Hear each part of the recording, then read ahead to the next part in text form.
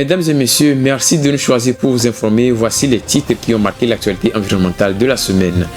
Les journées portes ouvertes sur les énergies renouvelables à Lomé. L'initiative est portée par l'ONG JVE pour encourager les Togolais dans la protection de l'environnement à travers l'utilisation des énergies renouvelables. Le continent africain a accueilli son tout premier forum sur l'eau en ce début du mois d'octobre au Maroc. L'heure est aux idées novatrices pour faire face au stress hydrique sur le continent africain. Et puis le monde est à moins de 0,1 degré Celsius pour atteindre le seuil de la température la plus chaude. Pour y remédier, il faut respecter les outils de protection de l'environnement. Les détails dans un instant. C'est tout pour les titres, bienvenue dans cette édition.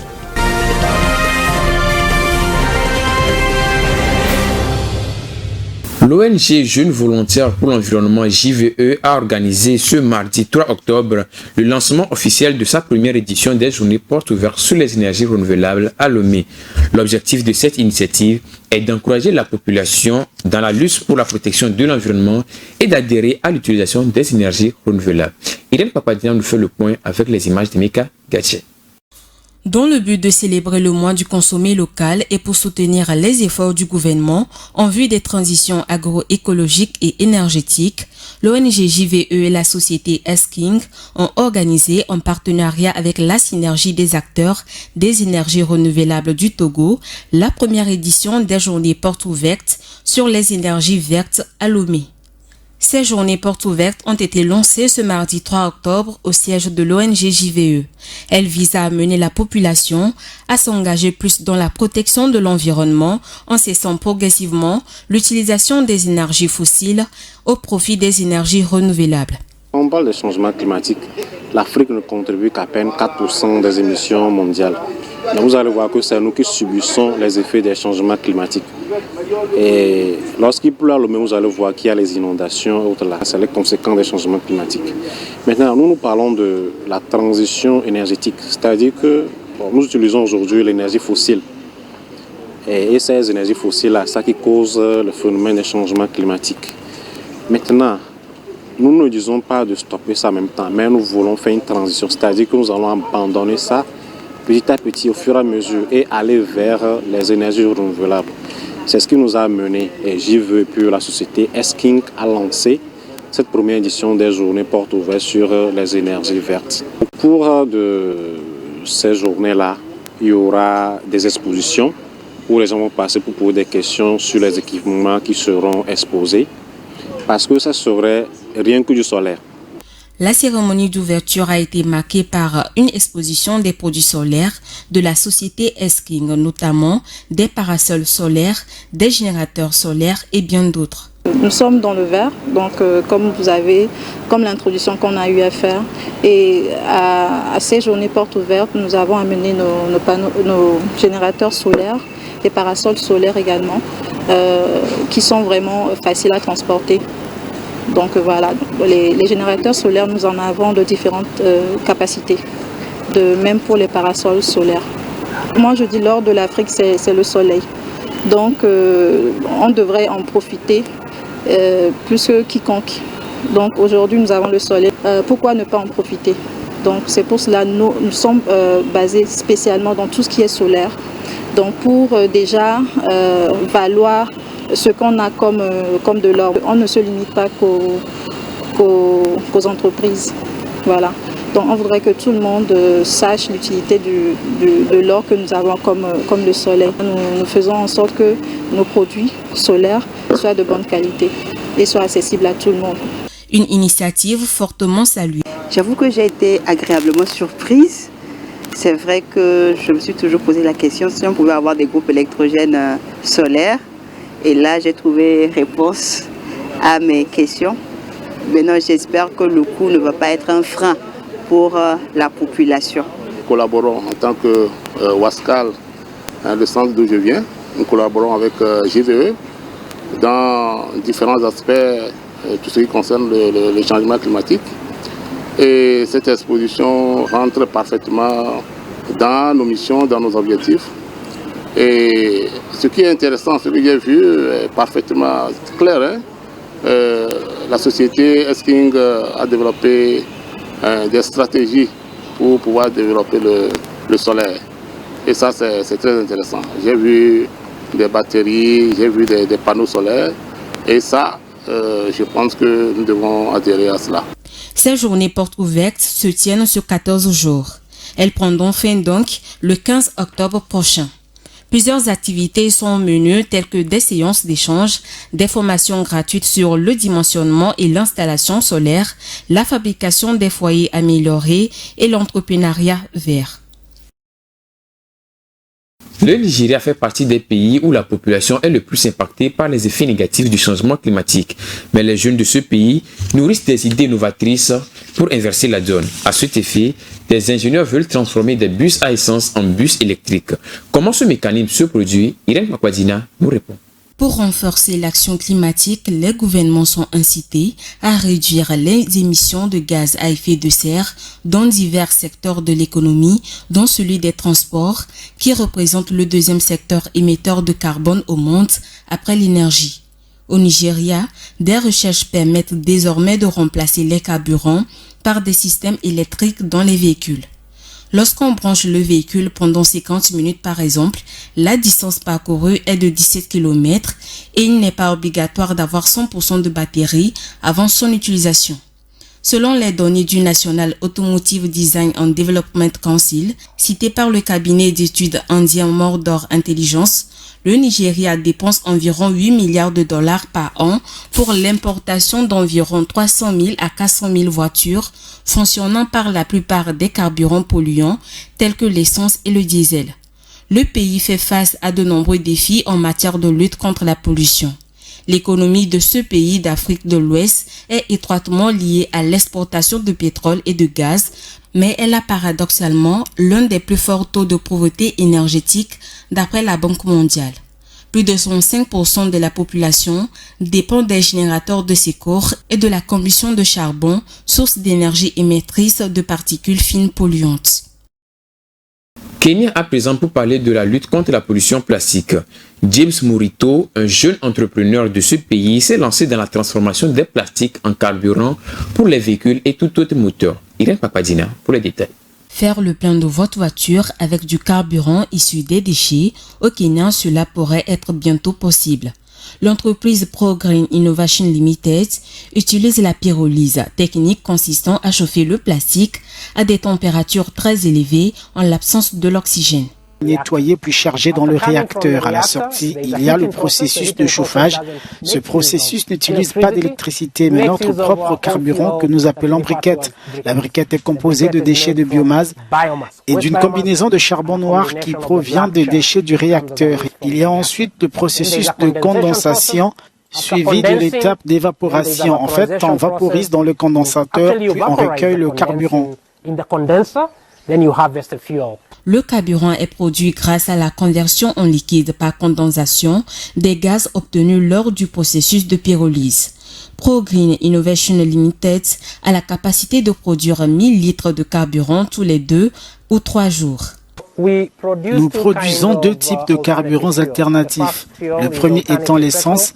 Elle est utilisée pour les machines de petite et moyenne taille. Nous avons donc des tronçonneuses, des pompes à eau, des tondeuses à gazon et n'importe quelle petite machine. Quant au carburant diesel de substitution, il est utilisé pour les moteurs diesel de grosse cylindrée, les générateurs, les véhicules également. Et c'est ce que j'utilise dans mon propre véhicule. Mirutu utilise son carburant pour faire fonctionner le broyeur de plastique, les tronçonneuses et même sa propre voiture. Son entreprise ne vend pas encore de carburant sur le marché. Elle doit encore obtenir l'approbation du Bureau des normes du Kenya. Selon le programme des Nations Unies pour l'environnement, la production mondiale de déchets plastiques s'élève à 400 millions de tonnes par an. On estime que seulement 12% de ces déchets sont incinérés et 9% sont recyclés. Après le premier forum sur le climat qui s'est tenu le 6 septembre dernier à Nairobi au Kenya, la ville de Tanger au Maroc a accueilli cette semaine un forum sur la gestion de l'eau. Comme à Nairobi, le but de ce forum sur la gestion de l'eau est de permettre aux États africains de trouver des solutions communes et innovantes afin de limiter le stress hydrique sur le continent africain. Alexandra Adekambi pour les précisions. Les décideurs gouvernementaux, les opérateurs hydrauliques, les fournisseurs de services, les instituts et académies de formation, de recherche en eau et environnement auront 3 jours pour envisager l'avenir hydrique de l'Afrique à Tanger, au Maroc. Dans cette ville du nord du royaume se tiendra du 5 au 7 octobre 2023 le premier forum africain de l'eau sous le thème « La gestion intégrée de l'eau, de l'énergie et de l'agriculture pour un développement durable ».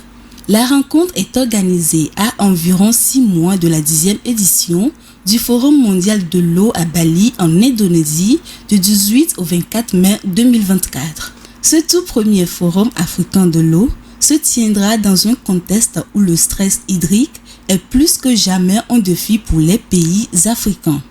Sur le continent, en moyenne, 418 millions de personnes vivent encore sans eau potable selon le Fonds des Nations Unies pour l'enfance UNICEF.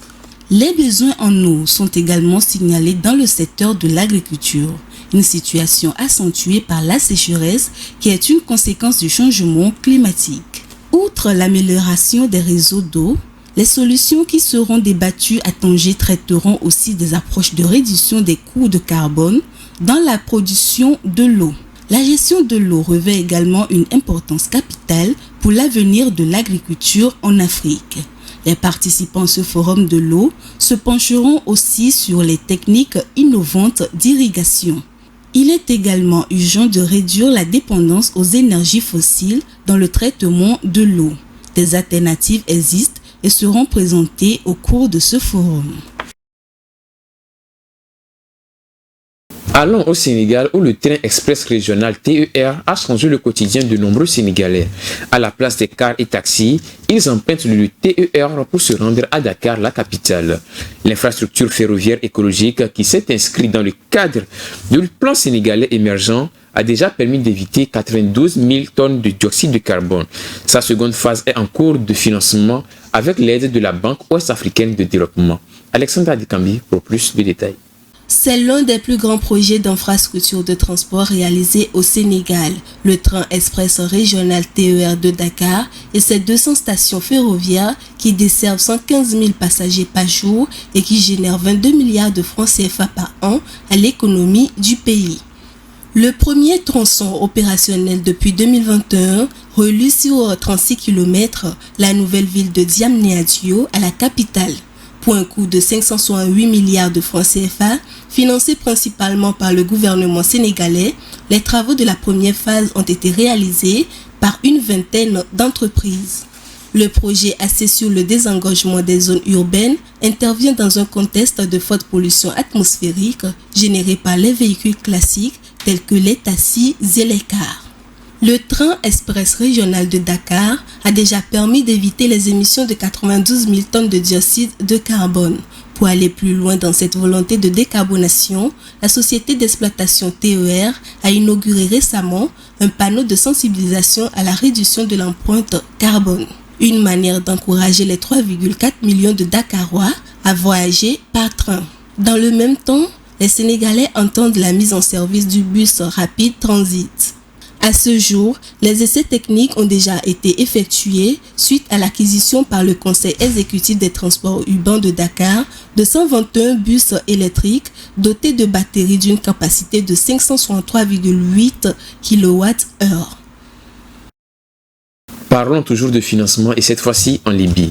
Face à la pollution plastique qui s'intensifie dans le Grand Tripoli, un projet de gestion des déchets plastiques est lancé dans certaines municipalités de la capitale libyenne. L'objectif est de renforcer la gestion des déchets dans ce pays.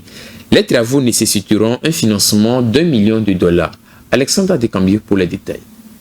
Le Grand Tripoli poursuit son combat contre la pollution plastique. Les autorités de la région libyenne ont récemment lancé un projet de gestion des déchets plastiques dans les municipalités de Souk al-Djouma, Abou Salim et Centrale Tripoli. Le projet qui se déploiera en 30 mois est soutenu par le Bureau des Nations Unies pour les services d'appui au projet UNOPS et le Programme des Nations Unies pour les établissements humains ONU Habitat. À Tripoli, la plus grande ville et capitale de la Libye, de nombreuses plages ont été fermées en juillet 2021 et un mois plus tard, Plusieurs autres plages étendues sur une trentaine de kilomètres ont été interdites de baignade du fait de la pollution par les déchets, notamment plastique. La réduction de l'impact environnemental négatif par habitant dans les villes est un défi majeur et nécessite une attention particulière à la qualité de l'air et à la gestion des déchets municipaux. L'objectif est de renforcer les services de gestion des déchets à travers l'adoption des pratiques d'économie circulaire à l'instar du recyclage qui devrait réduire la pollution plastique. Outre la réduction de la pollution, la valorisation de ces déchets dans le Grand Tripoli permettra de créer des opportunités d'emploi pour les jeunes dans le secteur du recyclage des déchets. Les travaux coûteront $1 million aux autorités régionales du Grand Tripoli. La température moyenne de la Terre depuis le mois de janvier est de 1,4 degrés Celsius. Elle est la plus chaude enregistrée depuis la période pré-industrielle, a annoncé l'Observatoire européen Copernicus. Bien que le seuil fixé soit de 1,5 degrés Celsius, comme solution pour y remédier, le climatologue Robert Votard insiste sur les outils à respecter relativement connus. Léon Sabo nous donne les détails. L'Observatoire Copernicus a annoncé son bilan mensuel sur la température moyenne mondiale. Cette moyenne, qui est de 1,4 degrés Celsius, est littéralement plus élevée par rapport à l'ère pré-industrielle. Pourtant, le seuil fixé par l'accord de Paris 2015 pour limiter le réchauffement climatique est de 1,5 degrés Celsius, ce qui inquiète puisqu'il est presque atteint. Le directeur de recherche du CNRS et climatologue Robert Votard a à cet effet précisé ce jeudi sur France Info qu'il s'agit de moyennes enregistrées jusqu'en septembre et qui ne comprennent pas les moyennes jusqu'à la fin de l'année. Il explique aussi qu'il n'est pas impossible que ces températures globales de l'année 2023 dépassent 1,5 degré Celsius, mais que ce n'était pas non plus incertain, car l'accord de Paris se réfère à une évolution sur plusieurs décennies et que cela n'empêche pas que l'année 2023 soit en passe de devenir l'année la plus chaude jamais enregistrée selon Copernicus. Pour le scientifique, une combinaison de facteurs est à la base de cette température, à savoir l'origine humaine et la montée en puissance d'El Niño. Cette fluctuation de température dans le Pacifique, particulièrement forte cette année. Le climatologue ne ferme donc pas la voie à tout optimisme, puisqu'il insiste que les outils pour lutter contre le dérèglement sont littéralement connus. D'après lui, le principe général est bien sûr de réduire au maximum et même complètement les émissions de gaz à effet de serre. Il rappelle que la décarbonation à l'échelle 2050 permettra de limiter le réchauffement de la planète à 1,5 degré Celsius. Continuons cette édition en allant sur les océans où la surpêche s'aggrave partout dans le monde et rend urgent le traité sur la haute mer selon Greenpeace. Les zones de pêche ont augmenté de 22,5% entre 2018 et 2022. L'ONG internationale a lancé un appel au pays afin de signer le traité et de protéger les terres et les océans. On fait le point avec Rafitsou Mbireko. Le 13 septembre dernier, le bateau de Greenpeace, l'Arctic Sunrise, s'est marré en Californie pour une conférence au cours de laquelle l'ONG a révélé un état des lieux de la surpêche dans le monde entier. Dans un rapport de Greenpeace, il en ressort que la surpêche dans les eaux internationales s'est accrue ces 5 dernières années. Selon le rapport qui compile les données d'un organisme capable de suivre les mouvements des bateaux, les heures de pêche en haute mer ont augmenté de 8,5% entre 2018 et 2022. Cette intensification est particulièrement prononcée dans les zones écologiquement sensibles identifiées par l'ONU comme potentiels futurs sanctuaires marins. La surpêche est un énorme problème, a déclaré à l'AFP Chris Thorne, chargé des questions océaniques chez Greenpeace. L'ONG souligne aussi que les dégâts causés au grand large par la pêche à la palangre, qui utilise des lignes munies des milliers d'hameçons, ont appâté sur des dizaines de kilomètres de long. Cette méthode destructrice capture de nombreux requins par erreur et certains n'y survivent pas. En 2022, la COP15 sur la biodiversité a adopté un objectif: protéger 30% des terres et océans de la planète d'ici à 2030. Pour atteindre cet objectif, il n'y a pas de temps à perdre, a insisté Chris Thorne auprès de l'AFP. Les menaces qui pèsent sur les océans s'aggravent. Les gouvernements doivent agir maintenant. Dans son rapport, Greenpeace appelle un maximum de pays à signer le traité tenu lors de l'Assemblée générale de l'ONU à New York. Adopté en juin dernier, cet accord historique a pour but de mieux protéger l'ensemble des océans. Il est aussi prévu une mesure phare, la création des aires protégées en haute mer dans les zones situées au-delà de 370 km des côtes, pour entrer en vigueur avant la prochaine conférence de l'ONU sur les océans en 2025. Le traité doit être signé puis ratifié par au moins 60 pays. Cela permettrait de réunir rapidement une conférence des parties habilitées à créer des sanctuaires marins.